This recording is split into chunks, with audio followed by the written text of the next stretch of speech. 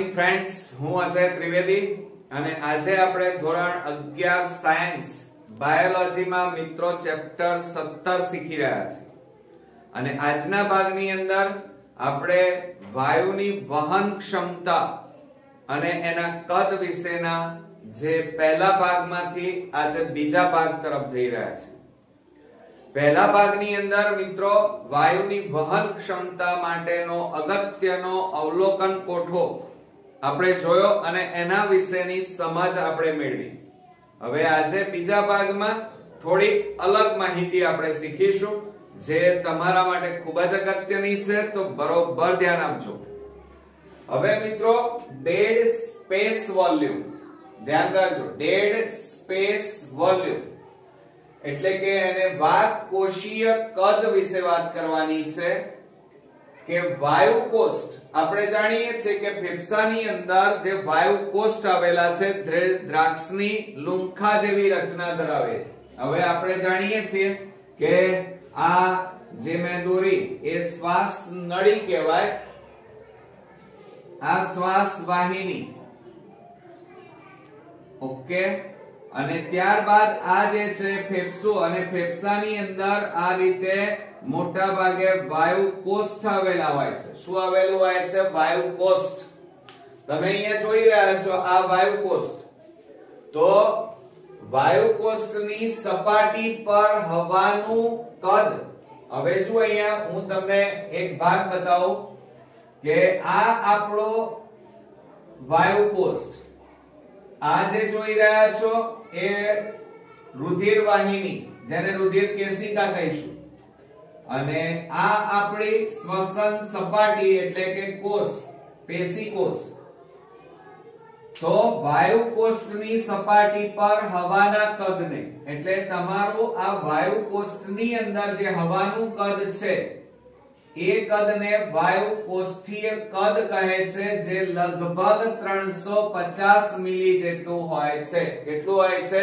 350 મિલી જેટલું, જેને dead space volume તરીકે ઓળખીએ છીએ। વાતકોષીય કદ, વાત એટલે વાયુ, કોષી એટલે કોષ અને કદ જથ્થો। હવે આમાં ડેડ સ્પેસ વોલ્યુમના મિત્રો બે ભાગ પડશે। હવે પહેલો ભાગ આપણે જોઈએ તો એને એનાટોમિકલ ડેડ સ્પેસ વોલ્યુમ કહેવાય, જે મોટા ભાગે સામાન્ય દરેક વ્યક્તિમાં જોવા મળે। ક્લિયર? હવે જુઓ, જે હવા, ધ્યાન આપજો કે એનાટોમિકલ ડેડ સ્પેસ વોલ્યુમ કોને કહેવાય? કે જે હવા શ્વસન સપાટી સુધી પહોંચી શકતી નથી મિત્રો। એટલે કે સામાન્ય રીતે તમે જુઓ છો આ શ્વાસ નળી, આ શ્વાસ વાહિની, આ શ્વાસ વાહિકા અને આ આપણું ફેફસું, આ બે ફેફસા। એટલે કહેવાનો મતલબ તમે જે શ્વાસ લો છો એ શ્વાસ લીધેલી હવા આ ફેફસાના વાયુ કોષ્ઠ સુધી પહોંચી શકતી નથી અને માત્ર શ્વસન માર્ગમાં। હવે શ્વસન માર્ગ એટલે કયો? તો આ ભાગ જે હું ઘાટો કરી રહ્યો છું, આ બધો ભાગ, આ બધા ભાગની અંદર હવા એમના એમ બિન ઉપયોગી પડી રહે છે, તો એ હવાને એનાટોમિકલ ડેડ સ્પેસ વોલ્યુમ કહે છે। એટલે મિત્રો સામાન્ય પરિસ્થિતિમાં આપણે શ્વસન ક્રિયામાં 500 ml હવા લઈએ છીએ અને એ 500 ml હવામાંથી જે 150 ml હવા છે, ધ્યાન રાખજો, 150 ml હવા જે ફેફસા સુધી નથી પહોંચતી એટલે કે વાયુ કોષ્ઠ સુધી પહોંચતી નથી, પણ ક્યાં રહે છે? તો આ શ્વાસ નળી, શ્વાસ વાહિની અને આ શ્વાસ વાહિકાઓમાં ભરાયેલી રહે છે, જેનો આપણે ઉપયોગ કરી શકતા નથી।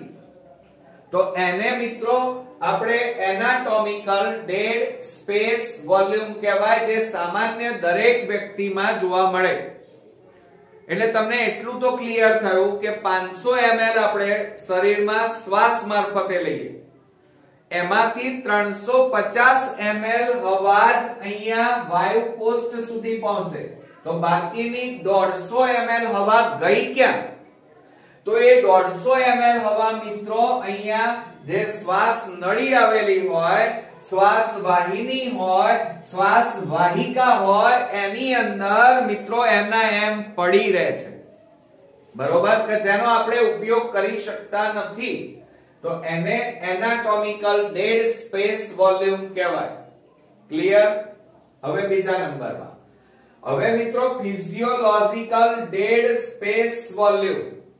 શું?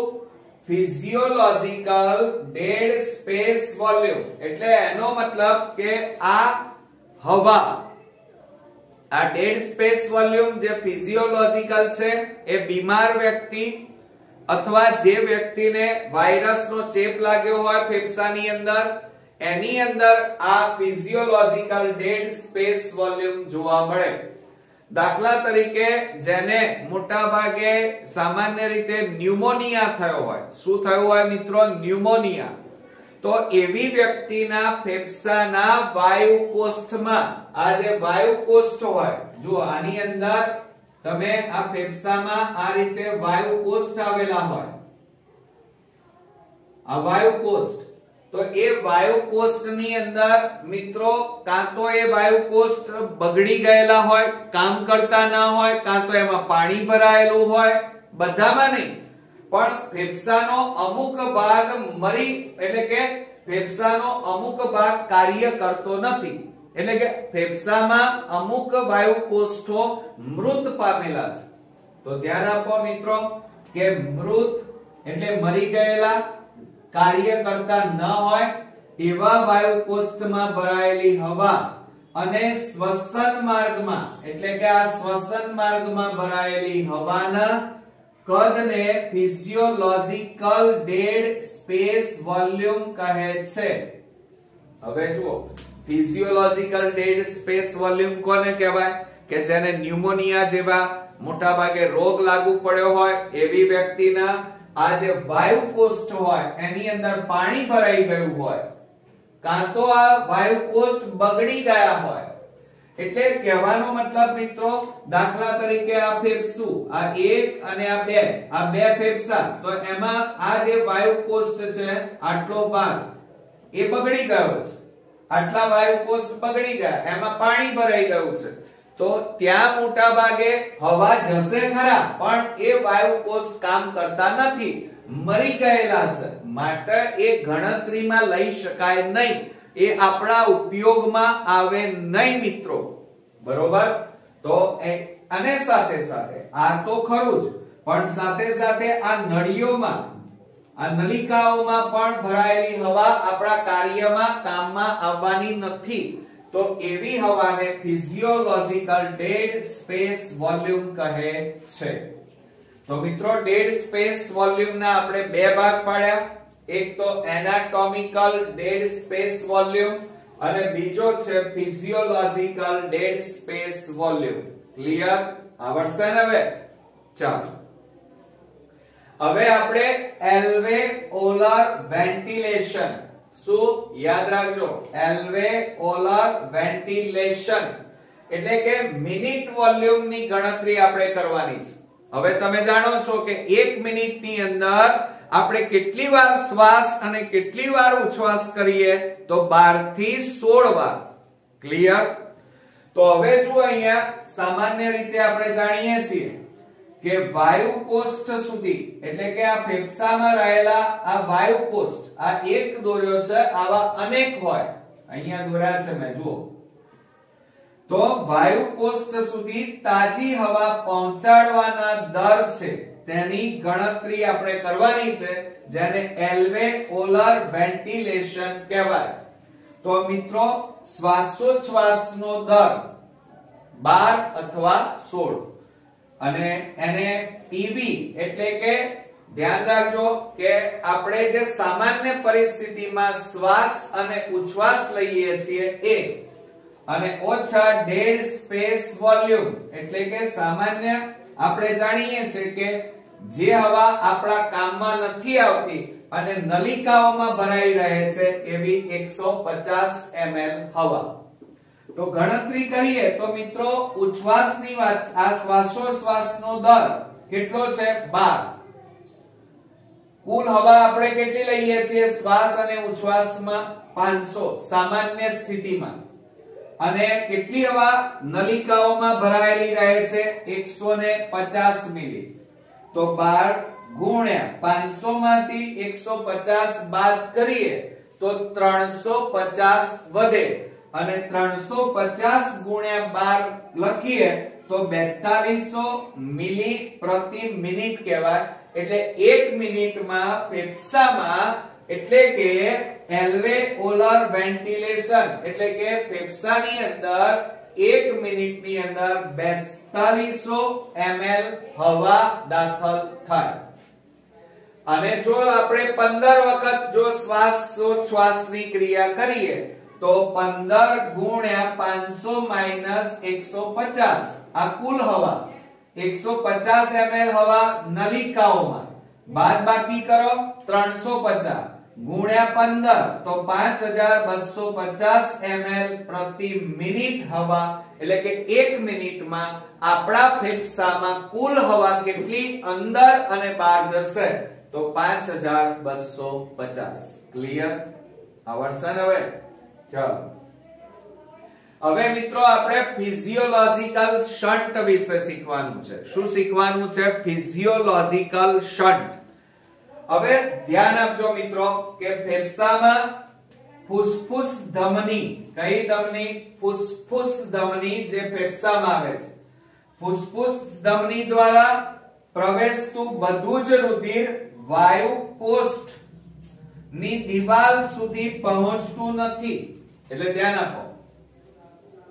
સામાન્ય રીતે તમે જોઈ રહ્યા છો આ ફેફસા, અને એમાંથી જ્યારે આ ફુસ્ફુસ ધમની આવી, જો આ ફુસ્ફુસ ધમની ક્લિયર, જે રુધિર લઈને આવે છે. શું લઈને આવે છે? રુધિર.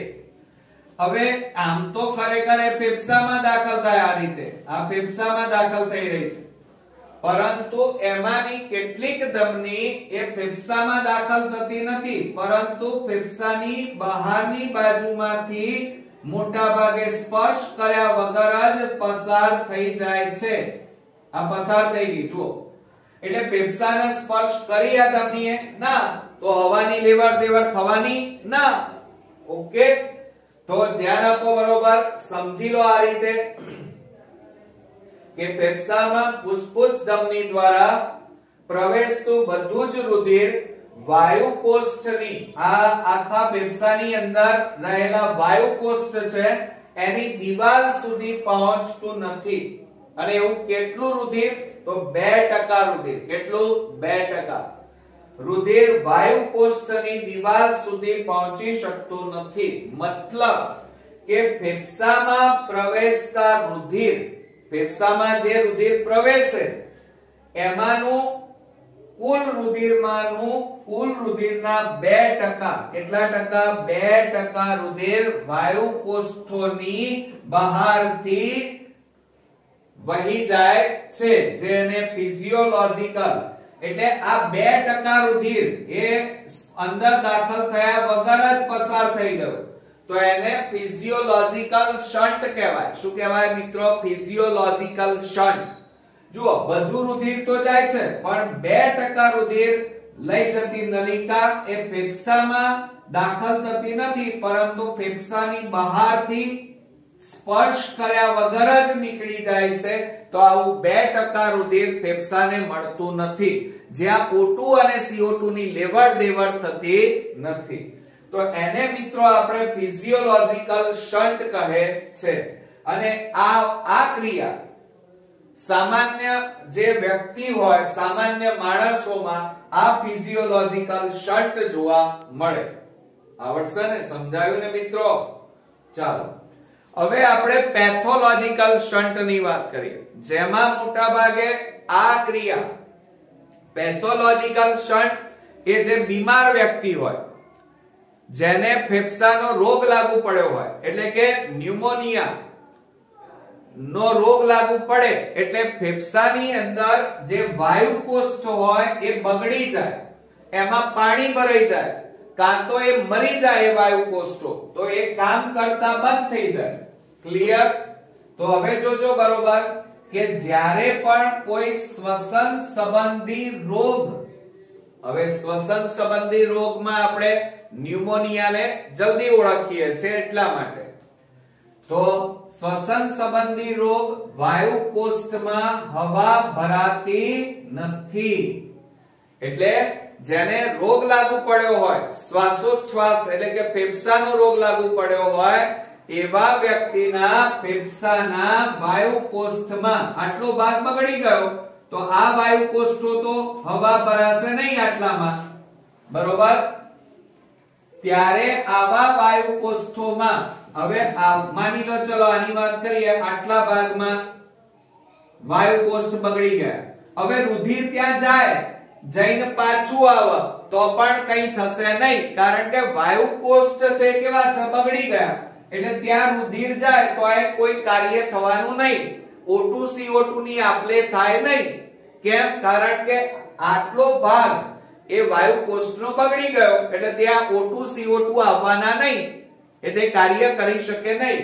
એટલે ત્યારે આવા વાયુ કોષ્ઠમાંથી રુધિર પસાર થાય છે, ત્યારે એ રુધિરમાં ઓક્સિજન દાખલ પણ થતો નથી કે CO2 મુક્ત પણ થતો નથી, એટલે કે ઓક્સીકૃત થતા નથી, એટલે કે રુધિરમાં ઓક્સિજન ઉમેરાતો નથી, જેને આપણે પેથોલોજીકલ શન્ટ તરીકે ઓળખીએ છીએ.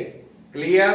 બીજું, જેમ પેથોલોજીકલ શન્ટ વધુ હોય તેમ ફેફસામાંથી પસાર થતું મોટા ભાગનું રુધિર ઓક્સીકૃત થવામાં, એટલે કે રુધિરમાં ઓક્સિજન ભળવામાં અથવા રુધિરમાં ઓક્સિજન ઓગાળવામાં મોટા ભાગે નિષ્ફળ જાય છે. એટલે કે જે વ્યક્તિને ફેફસાનો રોગ લાગુ પડ્યો હોય એવા વ્યક્તિના રુધિરમાં ઓક્સિજન ફેફસામાં જાય, પણ એ રુધિર ફરીને પાછું જ આવે. કેમ?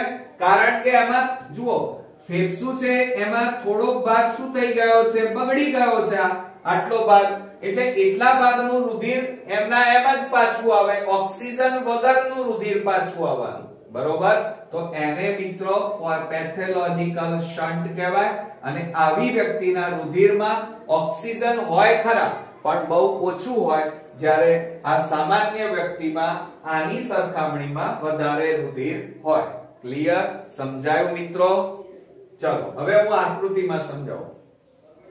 દાખલા તરીકે આ ફેફસા, આ રુધિર વાહિની જેમાં રુધિર આવે છે અને ફેફસામાં રુધિર દાખલ થાય છે, પણ એમાં કેટલુંક રુધિર છે ને, આ જે ફેફસાનો આટલો ભાગ જે મેં ઘાટો કર્યો છે એ ભાગ બગડી ગયો છે. જુઓ, આ કાળો કરી નાખું, આટલો ભાગ બગડી ગયો છે, આ ભાગ. હવે એ ભાગમાં રુધિર જાય તો પણ ઓક્સિજન એને મળે નહીં, એટલે એ રુધિર એમનું એમ જ પાછું આવવાનું. સમજો, જ્યારે બાકીના ભાગમાં ઓક્સિજન છે, આટલો ભાગ સારો છે ફેફસાનો, એટલા માટે ત્યાં રુધિર ઓક્સિજન લઈ અને બહાર આવશે. Okay, clear? અને જે વ્યક્તિના ફેફસા નબળા પડી ગયા હોય તો એવી વ્યક્તિને ડોક્ટર ફુગ્ગા ફૂલાવવાની સલાહ આપે છે, એટલે હવા સતત બહાર અંદર જાય, જેના કારણે ફેફસામાં મોટા ભાગે શ્વાસ ઉચ્છ્વાસની ક્રિયા થાય, તો એની ફેફસાની મજબૂતાઈમાં વધારો થાય. ક્લિયર? અચ્છા, એટલે જુઓ મિત્રો, સામાન્ય માણસોના ફેફસામાં પેથોલોજીકલ શન્ટ કેટલું હોય છે? સામાન્ય માણસ એમાં કોઈ રોગ જ હોતો નથી. સામાન્ય માણસ એટલે માનો તમે વિદ્યાર્થી, તો તમને કોઈ રોગ જ નથી, તો ફેફસા તમારા કેવા હોવાના? તંદુરસ્ત.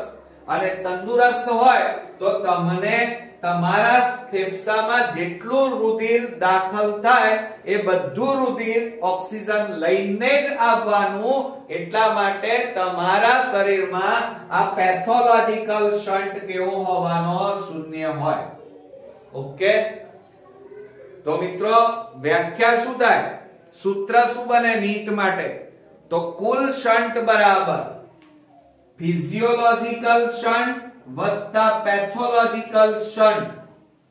પેથોલોજીકલ શન્ટમાં 2% મોટા ભાગે રુધિર ફેફસામાં દાખલ થતું નથી. એને આ ફિઝિયોલોજિકલ શન્ટ કહેવાય, અને જો કોઈ રોગ લાગુ પડ્યો હોય તો એને પેથોલોજિકલ શન્ટ કહેવાય, અને આ બંને ભેગા કરીએ તો કુલ શન્ટ તૈયાર થાય. તો આટલું રુધિર મોટા ભાગે ઓક્સિજન વગરનું આવે છે. બરોબર કે નહીં? ચાલો હવે મિત્રો આપણે વાયુઓની આપલેની વાતો કરીએ. વાયુની આપલે ક્યાં થાય? તમે શ્વાસ લીધો, ઓક્સિજન લીધો, ઓક્સિજન યુક્ત હવા લીધી. હવે એ ઓક્સિજન યુક્ત હવા જવાની ક્યાં? ફેફસામાં. ફેફસામાંથી ક્યાં જાય? તો આ વાયુ કોષ્ઠ, અહીંયા આ તમે જોઈ રહ્યા છો, એટલે કે આ એક વાયુ કોષ્ઠમાં જાય. આ વાયુ કોષ્ઠની અંદર દાખલ થાય. ધ્યાન આપજો બરોબર. એટલે હવા અંદર દાખલ થઈ આ વાયુ કોષ્ઠની અંદર. ક્લિયર? તો વાયુ કોષ્ઠમાં ધ્યાન રાખજો, વાયુઓની આપલે. વાયુ કોષ્ઠો વાયુ વિનિમયનું પ્રાથમિક પ્રાથમિક સ્થાન છે. એટલે સૌપ્રથમ લેવડ દેવડ અહીંયા થવાની અને બીજી લેવડ દેવડ અહીંયા થશે. ધ્યાન આપજો, આ આકૃતિ મોસ્ટ ઇમ્પોર્ટન્ટ છે સમજવા માટે. આ વાયુ કોષ, આ રુધિર વાહિની અને આ પેશી કોષ. હવે સૌપ્રથમ O2 અને CO2 ની લેવડ દેવડ આ વાયુ કોષ અને આ રુધિર વાહિની વચ્ચે અહીંયા થશે. તો વાયુ કોષ્ઠો વાયુ વિનિમયનું પ્રાથમિક સ્થાન છે. એટલે કે સૌપ્રથમ ત્યાં પહેલી વાયુની આપલે થાય. વાયુઓનું વિનિમય રુધિર અને પેશી કોષો વચ્ચે, એટલે કે અહીંયા રુધિર હોય અને આ પેશી કોષ, એટલે આ બીજા નંબરનું અહીંયા લેવડ દેવડ થાય. O2 અને CO2 નું આ સ્થળે અહીંયા પહેલું લેવડ દેવડ થાય O2 અને CO2 ની, અને બીજી લેવડ દેવડ આ રુધિર અને કોષ વચ્ચે થવાની. તો એ O2 અને CO2 નો વિનિમય એ દબાણ, દાબ, ઢોળાંશ અથવા સાંદ્રતા ઉપર આધાર રાખે. યાદ રાખજો કે દબાણ અને સાંદ્રતા ઉપર આધાર રાખે છે. એટલે કે દાબ, ઢોળાંશ આધારિત સરળ કઈ ક્રિયા થાય છે? દિવાલો વચ્ચે પ્રસરણની ક્રિયા થાય છે મિત્રો. ક્લિયર? અચ્છા, એટલે દાબ, ઢોળાંશ એટલે શું? તો આપણે આગળના વિડિયો જો તમે જોયેલા હોય તો તમને ખ્યાલ હશે કે વધારે થી ઓછા તરફ ગતિ થાય. વધારે થી ઓછા તરફ. ક્લિયર? એને દાબ, ઢોળાંશ કહેવાય. વધુ સાંદ્રતાથી ઓછી સાંદ્રતા તરફ વહન થાય. હવે જુઓ કે વાયુઓની દ્રાવ્યતાની સાથે સાથે પ્રસરણમાં જે સંકળાયેલું પડ સ્તર છે, આ અહીંયા આ જે પડ આવ્યું, અહીંયા આજે હું ગાંઠું કરી રહ્યો છું, એટલે આ પડ અહીંથી અહીં જવું હોય, અહીંથી અહીં જવું હોય તો આ રીતે લેવડ દેવડ કરવી હોય આ બંને વચ્ચે, તો વચ્ચે શું છે? પડ, એક સ્તર આવેલું છે. તો ધ્યાન આપો કે પ્રસરણમાં સંકળાયેલ સ્તર, પ્રસરણમાં સંકળાયેલ સ્તર ની જાડાઈ મિત્રો એ પણ પ્રસરણના દર ઉપર અસર કરતું પરિબળ છે. જો આ પડ પાતળું હોય તો લેવડ દેવડ સરળતાથી થાય, પરંતુ આ પડ જો જાડું હોય, આ પડ જાડું હોય તો મિત્રો લેવડ દેવડ એટલે કે O2 CO2 નો વિનિમય મોટા ભાગે ધીમેથી થાય. ક્લિયર? અચ્છા, બીજું, વાયુઓના મિશ્રણમાં કોઈ વિશેષ વાયુની દબાણમાં ભાગીદારી આંશિક દબાણ કહે છે. અને સાથે સાથે આ આંશિક દબાણ એટલે ઓક્સિજનનું પ્રમાણ વધે તો ઓક્સિજનનું જે દબાણ છે એને આંશિક દબાણ અથવા તો પ્રેશર, પ્રેશર એટલે દબાણ, તો એને PO2 અને CO2 ના દબાણને PCO2 વડે દર્શાવાય છે. ક્લિયર? ખ્યાલ આવ્યો મિત્રો? અચ્છા, હવે આ કોઠો તમારે બરોબર સમજવાનો છે. તો જો અહીંયા કે શ્વસન વાયુ ઓક્સિજન નું વહન વાયુ કોષ્ઠથી અહીંયા પેશી કોષ સુધી કેવી રીતે થાય છે? તો શ્વસન વાયુમાં ઓક્સિજન અને અહીંયા દાબ ઢોળાંશનો સિદ્ધાંત કાર્ય કરે છે. કયો? દાબ ઢોળાંશનો સિદ્ધાંત. તો મિત્રો અહીંયા જુઓ બરોબર કે આ ઓક્સિજન વાયુ છે એ વાતાવરણની હવા કહેવાય.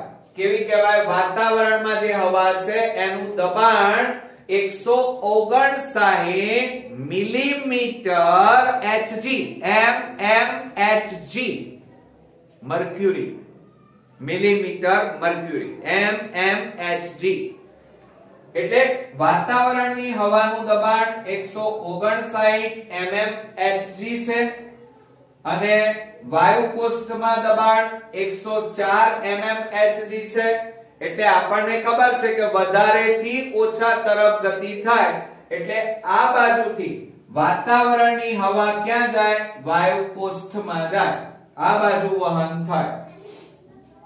બીજું, ઓક્સિજન વિહીન રુધિર એટલે કે રુધિરમાં ઓક્સિજન નથી. વાતાવરણ અહીંયા ઓક્સિજન હતો એ હવામાંથી ક્યાં આવ્યો? વાયુ કોષ્ઠમાં. હવે જુઓ અહીંયા રુધિરમાં ઓક્સિજન નથી એનું દબાણ કેટલું છે? 40 અને વાયુ કોષ્ઠનું 104 એટલે વધારે છે. તો વધારેથી ઓછા તરફ વહન થાય એટલે ઓક્સિજન ક્યાં જાય? રુધિરમાં. અને રુધિરમાં ઓક્સિજન આવી જાય તો હવે મિત્રો રુધિરમાં ઓક્સિજનનું પ્રમાણ કેવું થઈ જાય? વધી જાય. એટલે 40 હતું તો 95 થઈ ગયું. ક્લિયર? હવે જુઓ ઓક્સિજનમાં રુધિર દાખલ થઈ ગયો રુધિરમાં ઓક્સિજન દાખલ થયો એટલે શરૂઆતમાં રુધિરમાં ઓક્સિજન ન હતો એટલે એનું દબાણ કેટલું હતું? 40. પણ વાયુ કોષ્ઠમાંથી ઓક્સિજન દાખલ થયો એટલે એનું દબાણ કેટલું થયું? 95 mmHg. હવે આ પેશી કોષમાં એટલે હવે આની વાત છે. પેશી કોષમાં જે હવા છે અને ત્યાં એનું દબાણ કેટલું છે? 40 mmHg. જ્યારે રુધિરમાં એટલે કે અહીંયા બહાર રુધિરની અંદર ઓક્સિજનનું દબાણ કેટલું છે? 95 mmHg. એટલે વધારેથી ઓછા તરફ ગતિ થાય એટલે જે રુધિર છે એ પેશી કોષોમાં અહીંયા જે ઓક્સિજન છે ક્યાં જતો રહે? પેશી કોષોની અંદર દાખલ થઈ જાય. એટલે જુઓ વાતાવરણનો ઓક્સિજન વાયુ કોષ્ઠમાંથી રુધિરમાંથી પેશી કોષોની અંદર દાબ ઢોળાંશની ક્રિયા દ્વારા એટલે કે વધારેમાંથી ઓછા તરફ ગતિ કરી ગયો અને કોષમાં દાખલ થયો. ઓકે, ચાલો હવે આ તો O2 નું વહનની વાતો કરી. હવે કાર્બન ડાયોક્સાઇડના વહનની વાતો કરીએ મિત્રો. તો હવે જુઓ આ કોષમાં ચયાપચયની ક્રિયા થાય એટલે કયો વાયુ ઉત્પન્ન થાય? CO2. તો CO2 ક્યાં છે? કોષમાં. ત્યાંથી રુધિરમાંથી વાયુ કોષ, ત્યાંથી ફેફસામાંથી બહાર. Okay, clear? જુઓ કોષોની અંદર CO2 જે છે એની સાંદ્રતા એનું દબાણ 45 mmHg છે. જ્યારે બહાર રુધિરનું અહીંયા મારી આંગળી જુઓ બહાર રુધિરમાં CO2 નું પ્રમાણ ફક્ત 40 છે એનું દબાણ વધારેથી ઓછા તરફ વહન થાય એટલે આ CO2 ક્યાં જશે? બહાર કોષની બહાર રુધિર જે છે એમાં દાખલ થાય એટલે અત્યારે 40 છે તો એમાં કાર્બન ડાયોક્સાઇડ આ કાર્બન ડાયોક્સાઇડ કોષનો કાર્બન ડાયોક્સાઇડ રુધિરમાં ભળી જાય 40 હતો અને બીજો એડ થયો એટલે કેટલું દબાણ થયું? 45.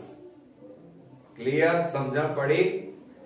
તો આ રુધિરમાં હવે CO2 નું દબાણ કેટલું છે? 45. અને વાયુ કોષ્ઠમાં આટલે જે રુધિર આવ્યું એમાં CO2 નું દબાણ કેટલું છે મિત્રો? જુઓ અહીંયા 45. અને વાયુ કોષ્ઠની અંદર જો કેટલું છે? વાયુ કોષ્ઠમાં કેટલું છે? 40. એટલે અહીંયા 40 એટલે કહેવાનો મતલબ વધારેથી ઓછા તરફ વહન થવાનું.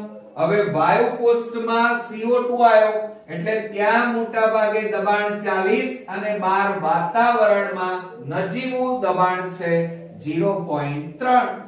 તો વધારેથી ઓછા તરફ એટલે આ વાયુ કોષ્ટનો CO2 ક્યાં જતો રહેવાનો? વાતાવરણમાં જતો રહેવાનો. એટલે આ રીતે મિત્રો O2 અને CO2 નું વહન થાય. જુઓ ફરીથી વાતાવરણનો ઓક્સિજન એમાં એનું દબાણ 159, વાયુ કોષ્ટમાં 104 એટલે વધારેથી ઓછા તરફ વહન થયું. એટલે વાતાવરણની હવા ક્યાં આવી? વાયુ કોષ્ટ. ત્યાંથી હવા ક્યાં ગઈ? રુધિરમાં. અને રુધિરનું દબાણ કેટલું છે? 40. ઓછું હતું એટલે વધારેથી ઓછા તરફ ઓક્સિજન ગયો. અને ગયો એટલે આ રુધિરમાં 40 હતો ઓક્સિજન, એમાં બીજો નવો એડ થયો એટલે એનું દબાણ કેટલું થયું? 95. એટલે દબાણ વધી ગયું. અને ત્યારબાદ આ 95 દબાણ અને જે પેશી કોષ છે અહીંયા સમજાવો. પેશી કોષમાં જે ઓક્સિજનનું દબાણ છે એ અને આ પેશી કોષનું ને રુધિરનું, તો બહાર દબાણ વધારે છે 95 છે રુધિરમાં, અહીંયા દબાણ 95, અંદર કેટલું છે? 40. એટલે આ બહારથી અંદર ઓક્સિજન કોષની અંદર દાખલ થાય. હવે CO2 ની વાતો કરીએ તો CO2 કોષમાં છે ત્યાં 45 દબાણ અને બહાર રુધિરમાં 40 ઓછું છે એટલે કોષમાંથી CO2 ક્યાં આવવાનો? રુધિરમાં. અને રુધિરમાં આવી જાય તો 40 માં નવો CO2 ઉમેરાયો એટલે એનું દબાણ વધી ગયું 45. અને એ 45 દબાણ વાળું રુધિર વાયુ કોષ્ટમાં દાખલ થાય. વાયુ કોષ્ટમાંથી વાતાવરણમાં એટલે કે વધારે દબાણથી ઓછા દબાણ તરફ ગતિ થઈ. અને આ રીતે મિત્રો શ્વસન સપાટીઓએ O2 અને CO2 નો વિનિમય દાબ ઢોળાંશની ક્રિયા દ્વારા થાય છે. સમજાયું ને?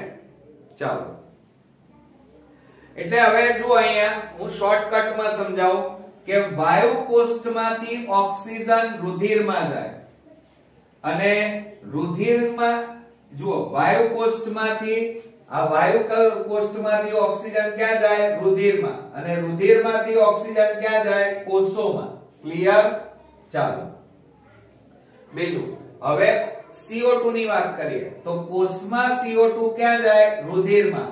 રુધિરનો CO2 ક્યાં જાય? વાયુ કોષ્ટમાં જાય. અને આ ક્રિયા દાબ ઢોળાંશના સિદ્ધાંત અનુસાર એમનું વહન થાય છે, પ્રસરણ થાય છે. બીજું મિત્રો કે CO2 ની દ્રાવ્યતા ઓક્સિજન કરતા 20 થી 25 ગણી વધારે છે. આ યાદ રાખજો નીટ માટે ખાસ અગત્યનું કે CO2 ની દ્રાવ્યતા એ ઓક્સિજન કરતા 20 થી 25 ગણી વધારે છે. એટલે રુધિરમાં CO2 વધારે ઓગળે છે ઓક્સિજન કરતા. તો મિત્રો આ થયું વાયુઓની કદ અને એની ક્ષમતા અને એને લગતા આપણે ડેડ સ્પેસ વોલ્યુમ જોયું, એનાટોમિકલ, એલ્વેઓલર, ફિઝિયોલોજિકલ, પછી ફિઝિયોલોજિકલ શન્ટ વિશે ચર્ચા કરી, પેથોલોજિકલ શન્ટ અને ત્યારબાદ વાયુઓની આપલે. મને ચોક્કસ ખાતરી છે કે આજના ટોપિકની અંદર તમને બધી જ આખી માહિતી સમજાઈ ગઈ હશે. તો નેક્સ્ટ વિડિયોની અંદર પાછા નવા ટોપિક સાથે આપણે જલ્દી મળીશું. ત્યાં સુધી ગુડ નાઇટ ફ્રેન્ડ્સ.